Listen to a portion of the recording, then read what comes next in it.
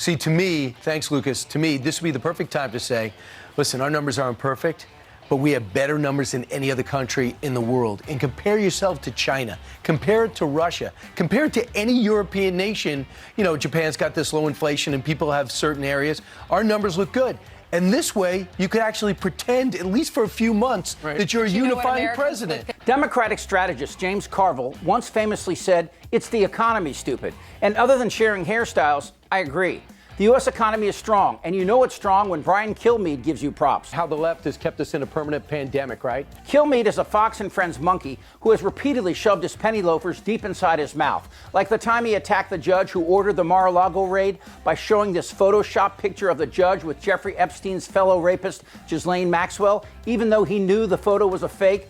But Kilmeade is now, and has always been, full of shit. Look at me. It's true that you can't fake numbers, and the economy seems to prove it.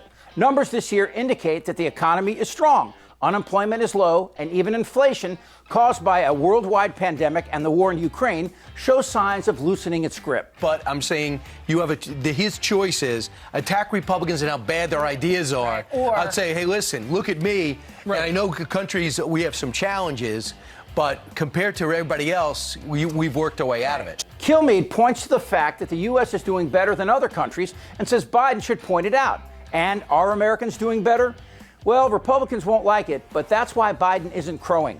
While the economy seems to be strong, it's still recovering from the gargantuan Trump tax cuts for corporations.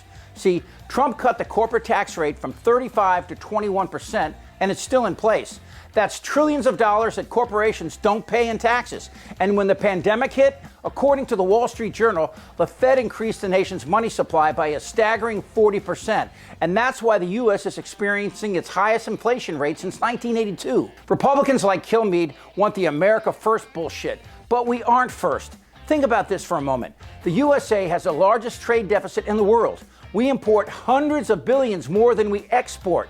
In effect, the USA exports debt and empty return containers. Europe has a massive trade surplus. They provide the world with valuable goods and services and still manage to make their euro the second most popular reserve currency in the world. Will the EU economically topple the US?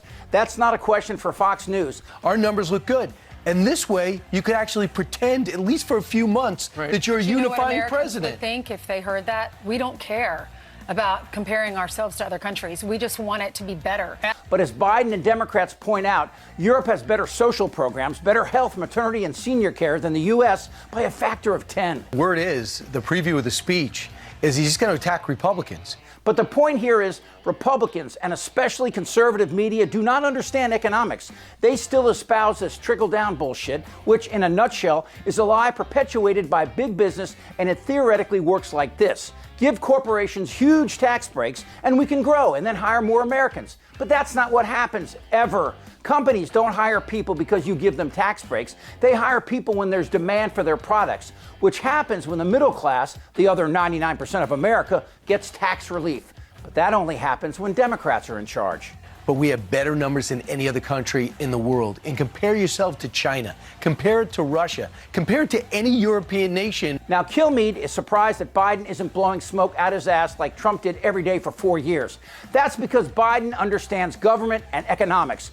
Unlike Tiny Fingers with his 5 bankruptcies and his disastrous helm as POTUS, the current president of the U.S. isn't glib, nor does he possess the oratorical skills of Obama. But he's not afraid to tell you the truth. It's a living nightmare. And the truth is this: while our economy is strong, there are warning signs. And it's a responsibility of a leader to give both the good and the bad news.